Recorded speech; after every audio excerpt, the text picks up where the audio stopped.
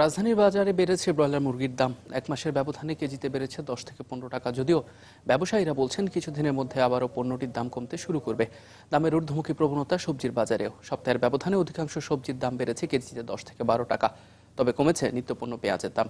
আর মাস ব্যবধানে অপরিবর্তিত রয়েছে চাল, আদা, রসুন, সয়াবিন তেল ও চিনির দাম।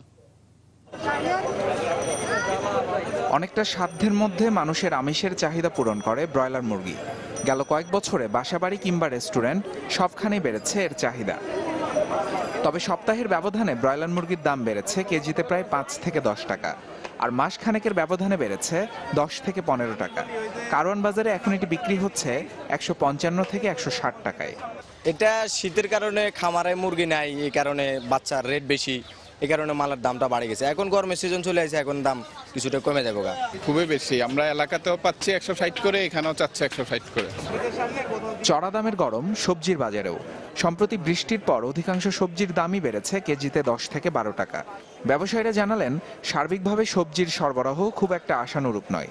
এমন পরিস্থিতিতে বাজারে এসে অনেকটা চাপের মুখে সাধারণ ক্রেতারা। 10-15 দিন আগ পর্যন্ত ঠিক ছিল, কিন্তু ওই যে বৃষ্টি হওয়ার পর থেকে আজ পর্যন্ত সবজির দাম একটু বাড়তি। এর কারণ হচ্ছে মনে হচ্ছে ফসল নষ্ট হয়েছে, ঠিক মতো মাল আসতেছে না। যে বাড়তিটা আছে মনে করেন যারা সাধারণ মানুষ আপনার 20,000-15,000 টাকা বেতন পায়, বাসা ভাড়া আছে 7,000 টাকা, সেই ক্ষেত্রে তারা সবজি 60 টাকা 70 টাকা 80 টাকা দিয়ে কিনে খাইতে তাদের পক্ষে খুবই কষ্ট করে এটা। এদিকে চালের বাজারে তেমন কোনো পরিবর্তন আসেনি।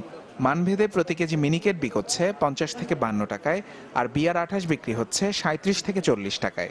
নির্বাচনের আগ মুহূর্তে বাজারের যে একটা অবস্থা ছিল, বর্তমান বাজারটা কিন্তু সেই জায়গায় চলে আসছে। মাঝখানে যে 4-5 টাকা বাড়ছিল, তখনকার ব্যাপারটা ছিল সম্পূর্ণ আজগুবি, মানে হঠাৎ করে তারা একটা সিন্ডিকেট করে বাজারটা বাড়াই ফেলছিল। নির্বাচনের পরে দেশে কোনো আগান লাগে নাই, দেশে কোনো দুর্যোগ হয় নাই, দেশে এমন কিছু হয় নাই যে ধান চাল পাওয়া যাচ্ছে না, কিন্তু তারা ইচ্ছা করে ওই টাইমে চালের দামটা হুড়ুর করে বাড়ায় দিচ্ছে। কিন্তু এখন দেখা গেছে এখন যে দাম কমাইলো, চালটা কোত্থেকে আসলো। তবে দাম কমার তালিকায় রয়েছে দেশীয় আমদানি করা পেঁয়াজ।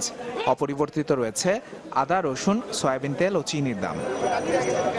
ইরতিজান আসিম সৌরভ, চ্যানেল 24, ঢাকা।